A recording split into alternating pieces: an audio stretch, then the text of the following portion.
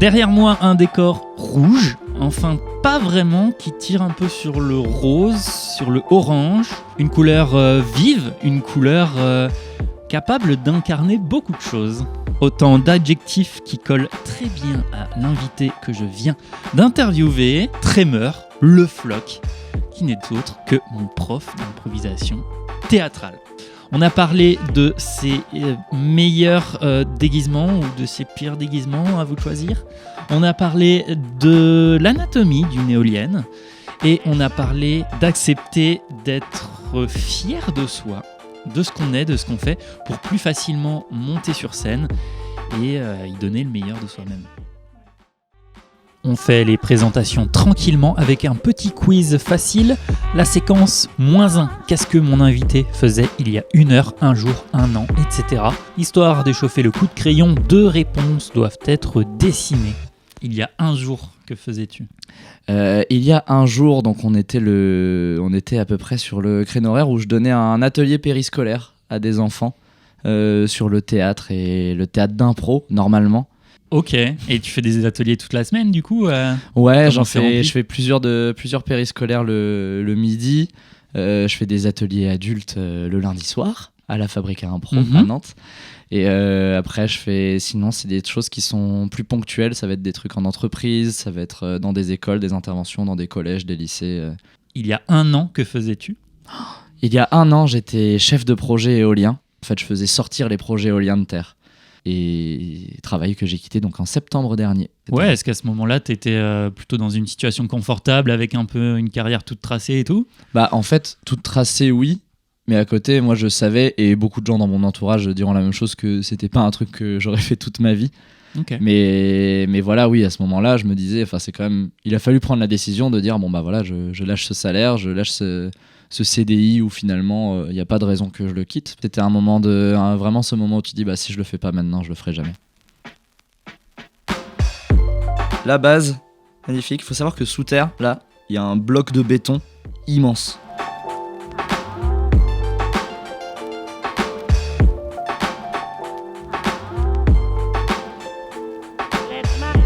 Voilà, un magnifique dessin technique d'une éolienne. Ne regardez surtout pas cette 3e pale, elle est affreuse. Donc il y a toujours eu un peu d'impro quand même. De scène, oui. En fait, il y a toujours eu ce truc un peu pervers finalement de vouloir se mettre en avant, ce truc un peu narcissique, de vouloir être sur le devant de la scène. J'étais un gamin qui avait des facilités à l'école, donc en fait, je finissais les trucs avant tout le monde. Et du coup, après, c'était en mode regardez-moi. Tous mes instits de primaire et même au collège te diront que voilà, j'étais assez infernal. Parce que je voulais vachement me mettre en avant, parce que voilà, il me définissait pas mal comme un clown. Ok, ah ouais, donc, ça tu l'assumes, le fait que la scène, ça serve peut-être un peu aussi aux comédiens de... Ouais, bah c'est un truc d'ego. Un truc d'ego, ouais. Ouais, voilà, c'est quand t'es comédien, souvent, il y a souvent un truc d'ego qui joue pas mal. Pour un de mes anniversaires, j'avais organisé un truc qui s'appelait les Tremous Games. Et en fait, c'était des Olympiades en mon nom, où en fait les gens venaient jouer à des Olympiades que j'avais organisées. Et donc voilà, j'avais fait descendre tout le monde en bas de mon immeuble, je m'étais présenté au balcon et j'avais inauguré les Tremous Games. Et en fait, tout ça, c'est des trucs que j'aime bien faire. Ouais. J'aime bien créer et j'aime bien faire des trucs, j'aime bien me mettre en avant. Il y a 1 décennie, que faisais-tu ? Il y a 10 ans, j'avais quel âge ? Il y a 10 ans, j'avais 18 ans. Ok. Je passe mon bac. Et là, du coup, grande décision à prendre. Je fais un bac S. J'ai toujours pas mal de facilité. Je m'en sors assez bien en matière scientifique, surtout en mathématiques. J'ai des potes qui prennent en fait des virages. J'ai notamment une de mes meilleures amies qui s'appelle Nina, qui elle est partie plus dans l'art. Elle a fait une mana à Saint-Brieuc. Ok. Et en fait, moi, ce virage, je me le pose aussi. En fait, je me pose la question de est-ce que je le fais, de partir dans du théâtre, parce que je sais que j'adore ça. Et tout le lycée, on a monté un spectacle de théâtre pour des enfants avec des copains et des copines, surtout, parce que j'étais le seul gars, en fait. Ok. Et on avait monté une pièce de théâtre pour enfants en breton et qu'on faisait tourner dans les écoles. Et c'était un moment que j'avais adoré. C'était trop bien. Ok, mais du coup, allez, voie royale. Bah ouais, et puis j'étais bon en maths et finalement, c'est mes parents qui ont réussi à me convaincre. Et moi, mes parents, vu que j'étais quand même bon en maths, voulaient à tout prix que je fasse la prépa, le Graal, le maths sup, maths spé. C'est un truc que m'a répété mon père toute ma vie, je crois. à chaque fois que je faisais un truc débile, et j'en ai fait plein. Ils me disaient ah bah toi t'as pas fait maths sup. Moi j'avais un peu cette aversion justement de cette voie élitiste, parce que je me disais non, je ne suis pas ça.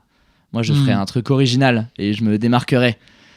Et en fait ils m'ont convaincu, je me suis retrouvé en prépa maths à Saint-Brieuc. Okay. Et du coup à ce moment-là j'ai pris la décision de faire du théâtre que en à côté. Et t'allais dire que tu faisais aussi des choses du côté de la musique. Ouais, bah j'ai... plus jeune, ça encore. Alors ouais, plus jeune. J'ai fait de la flûte à bec pendant 9 ans. Après, arrivé donc lycée, je me rends compte que c'est pas incroyable en termes de street cred. Et je me lance dans un truc qui va pas forcément augmenter mon sex appeal. Je me lance dans la bombarde, qui est un instrument traditionnel breton. On fait toujours d'ailleurs au bagat de Plougastel du coup. Mais vas-y, dessine-nous une bombarde. Oh là là, d'accord.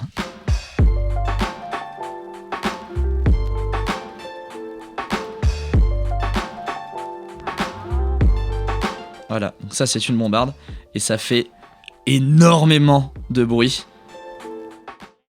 Maintenant, la séquence citation. L'invité nous parle de ses projets, soit à partir de courtes phrases que j'ai relevées dans ses réalisations, soit à partir de petits dessins que j'ai faits en m'inspirant de son univers.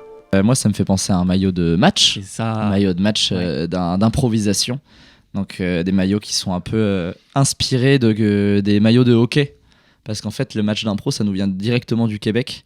Donc il y a les catégories mixtes, où là, tout le monde joue ensemble, et catégories comparées, où chaque équipe doit présenter sa version du thème. Par exemple, si le thème qui est proposé, c'est casserole, et après, l'arbitre, il va demander une comparée sur comment vous allez traiter le thème casserole, en faisant une petite scénette d'improvisation. Il donne également un temps à respecter. Ça peut être 30 secondes minimum, et 20 minutes maximum, je crois, selon les règles du match. Est-ce qu'il y en a à la Fabrique à Impro des matchs ? Alors à la Fabrique à Impro, dans le théâtre même, il y a des catchs d'improvisation. Donc ça c'est un autre format qui est bien français celui-là. En fait le truc c'est que c'est un peu plus culture pop les matchs d'impro et ça ramène pas mal de monde.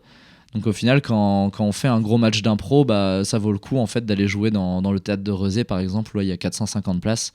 Et du coup ça va remplir et les gens vont venir voir ça. Et ça doit être une ambiance de fou. Ouais, c'est grosse ambiance. Toi, t'as déjà arbitré ?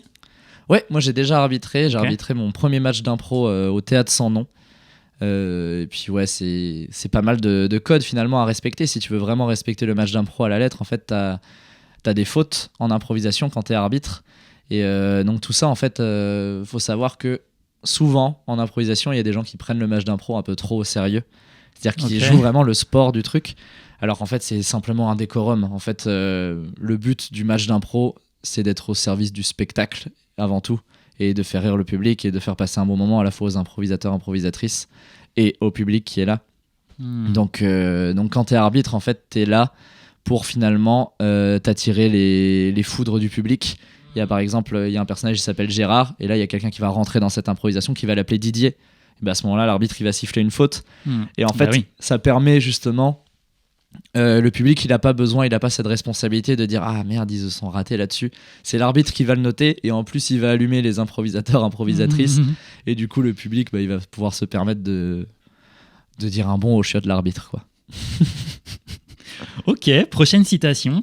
J'ai déjà eu un Dracolos niveau 100 et la varicelle, mais jamais l'appendicite. Yes, oui, très important pour moi Pokémon dans la vie. Ouais. Toujours. Ça a été mon premier jeu vidéo. À l'âge de 7 ans, j'ai eu ma Game Boy avec la version jaune. Et du coup, gros fan de Pokémon, encore aujourd'hui. Et j'adore ça. Et là, en ce moment, en plus, on vit une période très lourde en émotions, puisque Sacha Dubourg-Palette va quitter la série. Il y arrive, quoi. Il va être maître Pokémon. Et du coup, ça va être des nouveaux protagonistes. Donc, ce ne sera plus Sacha et Pikachu, les héros de la série Pokémon. Oh, bah écoute, je ne vais pas trop remuer le couteau dans la plaie, peut-être. Ça va aller. Tiens, tout en finesse. Tu as déjà eu du coup un Dracolos niveau 100. Yes. Mais est-ce que tu as déjà eu le syndrome de l'imposteur, Tremor ? Oui. Très bonne transition. Mais oui, enfin là, sur mon taf de chef de projet éolien, j'avais clairement ce truc de qu'est-ce que je fais là en fait. Ah ouais, ok. Ah non, moi je pensais au côté du coup sur la scène en tant que comédien, mais non, en fait, toi, tu l'as ressenti dans ton autre boulot. Plutôt dans mon autre boulot, ouais. Sur la scène, ça va. J'ai jamais été pas trop fier de ce que je faisais. En fait, j'aime bien assumer le fait qu'il faut être fier de ce qu'on fait. Et c'est important. En fait, il y a beaucoup de gens, je trouve, par modestie. Enfin, la modestie, je la trouve un peu trop importante dans la société aujourd'hui. Ok. Et il y a des gens que ça énerve quand je dis ça. Et il y a des gens que mon comportement énerve parce que je peux avoir un gros ego et tout. Mais en fait, je trouve ça hyper important d'être fier de ce qu'on fait et en toutes circonstances. Ça arrive que je le sois pas, ça arrive de sortir de scène et me dire que ça a été raté ou qu'il y a des impros qui étaient moyennes et tout. Ouais. Mais j'essaye vraiment de pas prendre ce sentiment-là en fait qui peut avoir en fait et qui peut vraiment te tirer vers le bas, de dire ah, j'ai été mauvais, ça c'était moins bien, il faut que je m'améliore là-dessus. Bah non, en fait, on a essayé quelque chose, ça a pas marché, on va continuer d'essayer et ce sera super. Hop là, je m'épose 2 minutes juste pour vous dire que le Musée des gens existe aussi en version vidéo sur YouTube et en version podcast sur toutes les plateformes, dont Spotify évidemment. Le Musée des gens existe aussi en version papier. Rendez-vous sur ma boutique pour passer commande. Ça, c'est vraiment le meilleur moyen de m'encourager si vous aimez le projet, puisque chaque vente soutient le projet financièrement. Le Musée des gens n'existe pas en version jeu de société, mais j'adorerais ça, sortir un kit de questions pour lancer des conversations. En bref, coucou, je suis à la recherche d'un éditeur. Bon, on continue l'interview ? C'est parti. Qu'est-ce que tu vois, Tremor, sur ce dessin que j'ai fait un peu exprès d'aller encore plus à la va-vite que d'habitude. D'accord. Comme ça, il y a un petit côté abstrait et on verra ce que ça donne chez toi. Moi, je vois une couronne. Mince, c'était pas assez abstrait. Non. Moi, ça me fait penser au projet de la Faltasie. Ouais. La Faltasie, c'est une compagnie qu'on est en train de monter avec un ami, très bon ami, meilleur ami à moi, qui s'appelle Alexis Robin. Et du coup, on a monté ce truc qui s'appelle la Faltasie. Faltasie, ça veut dire imaginaire en breton. Voilà. J'avais la question préparée. Pourquoi ce titre ? Ok, imaginaire. Voilà, et parce que moi je suis bilingue en breton, j'ai fait toute ma scolarité en breton. En fait, c'est une compagnie qu'on a montée et pour faire du théâtre d'improvisation, pas n'importe quel théâtre d'improvisation, c'est du théâtre d'improvisation qui se cantonne à un univers finalement qui est le médiéval fantastique. Et en fait, nos rêves, c'est genre t'as Game of Thrones, t'as Sacré Graal des Monty Python, t'as Le Seigneur des Anneaux. Shrek, ça marche très bien aussi, ce truc de médiéval fantasy, etc. Donc voilà. Donc les prochains trucs qui se présagent avec la Faltasie. On a le Trône qui est un spectacle, donc là c'est du long forme, donc c'est une impro longue où on va retracer le règne d'un souverain ou d'une souveraine de la Faltasie. Donc on va imaginer avec le public qui est ce protagoniste et ensuite on part sur 1 heure d'impro où on imagine le règne de cette reine ou de ce roi. On passe à la prochaine citation. Ouais, carrément. La transition qui s'impose aujourd'hui se doit d'être crédible et efficace. Oui. Sourcée dans ton LinkedIn. Ah mon Dieu, mon LinkedIn. Donc cette citation, c'est la citation d'un jeune étudiant plein d'espoir. Il a fallu choisir une voie. Okay. Et du coup, j'ai dû aller chercher un sens à ça.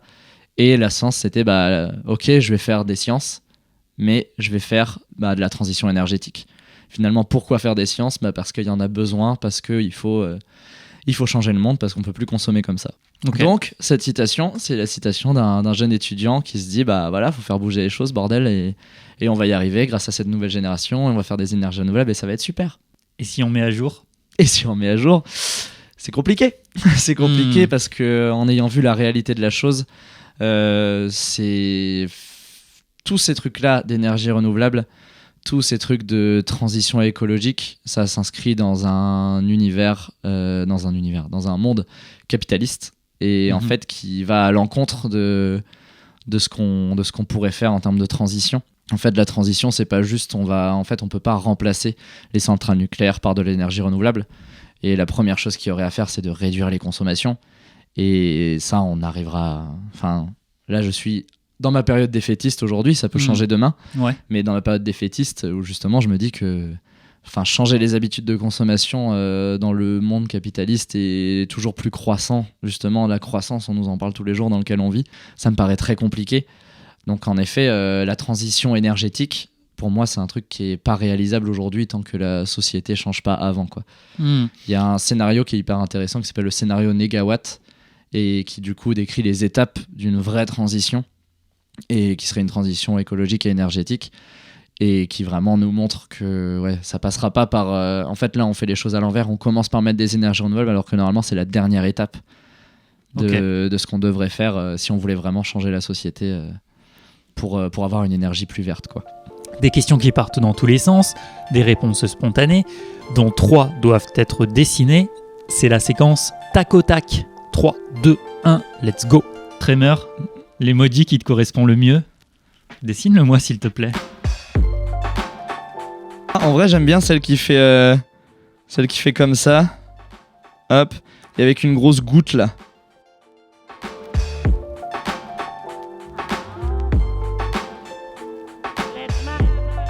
Bah, c'est un truc que tu fais beaucoup en impro, de rigoler mais un peu à tes dépens. Ça, je trouve, c'est un peu tu rigoles mais à tes dépens. C'est genre, oh, je rigole mais ça me fait suer parce que je m'attendais pas à rigoler. Un truc que tu changerais chez toi? Je pense mes fesses. J'ai un trop gros cul, ça m'énerve. C'est comme en vrai, genre ça me caractérise quand même. Donc je pense que je serais pas vraiment moi si j'avais pas ce gros cul. J'aime bien, c'est Cyrano qui dit ce nez qui d'un quart d'heure en tout lieu me précède. Et en fait, moi j'aimerais ne pas avoir ce cul qui d'un quart d'heure en tout lieu me suivante. Et du coup, à l'inverse, un truc que tu ne changerais pas chez toi? J'ai des super longs cils. Et j'ai découvert récemment que j'aimais bien me maquiller. Donc quand je vais en soirée, je me maquille, je mets un peu de noir sous les yeux et puis je mets du mascara. D'ailleurs, il en reste un petit peu là de ce week-end parce que j'adore me maquiller, mais j'ai toujours pas appris qu'il fallait se démaquiller. Parce que je suis un gars qui a grandi comme ça et qui ne s'est jamais maquillé et qui commence tout juste à développer ces réflexes-là. Mais du coup, j'aime bien mes yeux, j'aime bien avoir des longs cils pour faire un regard flamboyant. Une personne que tu voudrais remercier publiquement? Ah, ça je sais, j'aimerais bien remercier... Alors, faut que ce soit une personnalité? Ah non, j'avais une personnalité en tête. Non, mais peu importe, tant que c'est une personne. En vrai mes parents, j'aimerais bien. Ils ont été pas mal relous avec les maths, mais en fait c'est parce que justement ils voulaient me laisser plein de possibilités derrière. Donc voilà, même si j'ai pas mal râlé, même si maintenant ils se rendent compte à quel point ils avaient tort, voilà, je veux leur dire que quand même merci, parce qu'ils avaient quand même raison. Voilà. La phrase qu'il faut dire pour t'imiter le mieux possible? Je pense que ce serait des petites expressions que j'utilise et qui sont maintenant rentrées dans mon vocabulaire. Genre gouasse. Je dis beaucoup gouasse à la place de l'angoisse. Et c'est souvent accompagné d'une longue respiration avant de gouasse. Le pire truc en quoi tu t'es déguisé? Oh,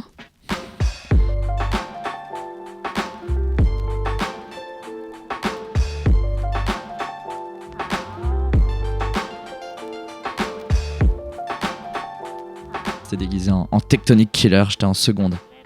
Ça pourrait être le meilleur du pire. En combien de langues tu sais dire « je t'aime » ? En breton, je vais l'écrire en entier. C'est Da Garout Aran.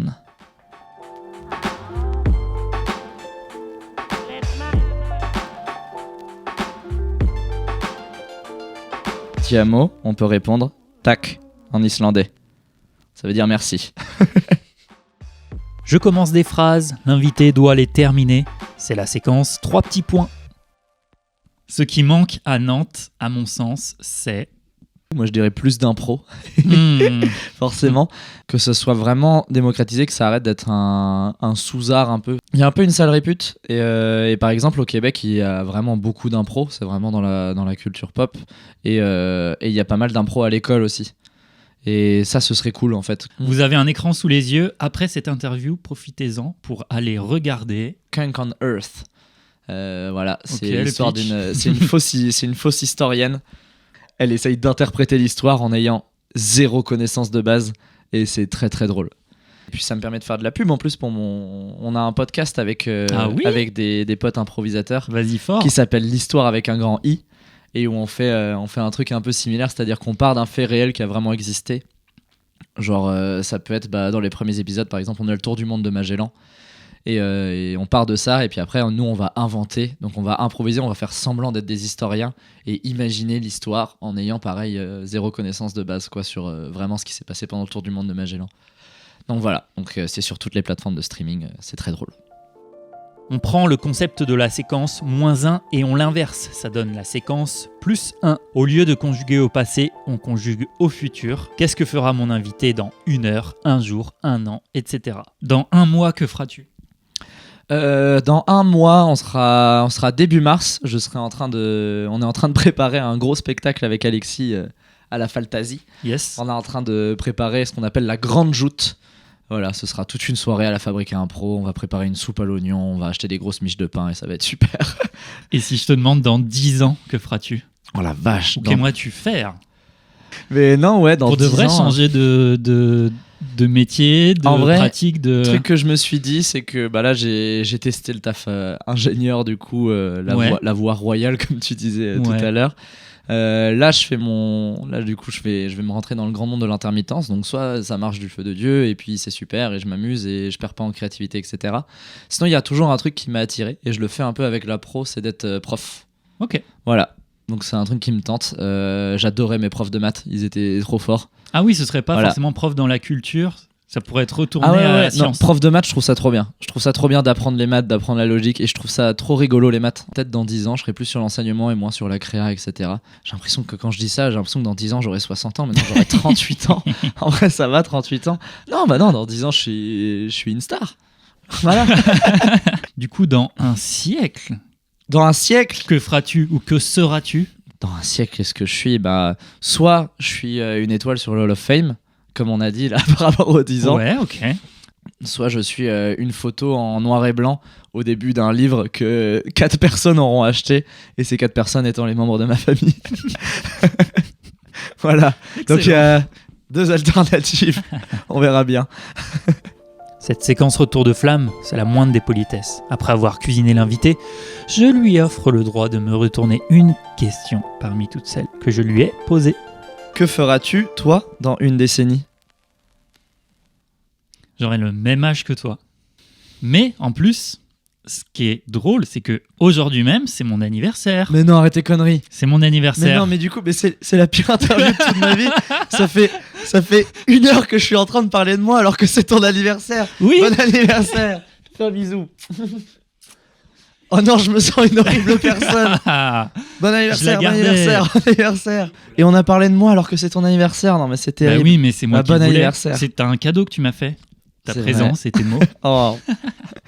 Et du coup, dans 10 ans, tu fêteras ton anniversaire. De mai 39. Oui, 39 ans. 39 ans. Eh ben. Et là, ce sera chaud, là. On va encore arriver à... Je dis ouais, du non. coup. Oui, on va arriver à la barrière là, qui se dresse devant nous. Une nouvelle. Donc voilà, dans 10 ans, tu seras en train de goisser devant la barrière. C'est ça. C'est ça ton plan de vie. Oui. Ok, merveilleux. Eh bien, nous goisserons ensemble. Yes. Voilà, le portrait de Tremor le Floch est officiellement rentré au musée des gens. Maintenant, il ne manque plus que des visiteurs à ce petit musée des gens. Et pour ça, vous y pouvez quelque chose. Si vous avez aimé ce projet, n'hésitez pas à le partager autour de vous, que ce soit dans sa version vidéo, dans sa version podcast et dans sa version papier. Rendez-vous sur les réseaux sociaux pour être tenu au courant de la suite des choses. Merci beaucoup pour votre attention et à la prochaine!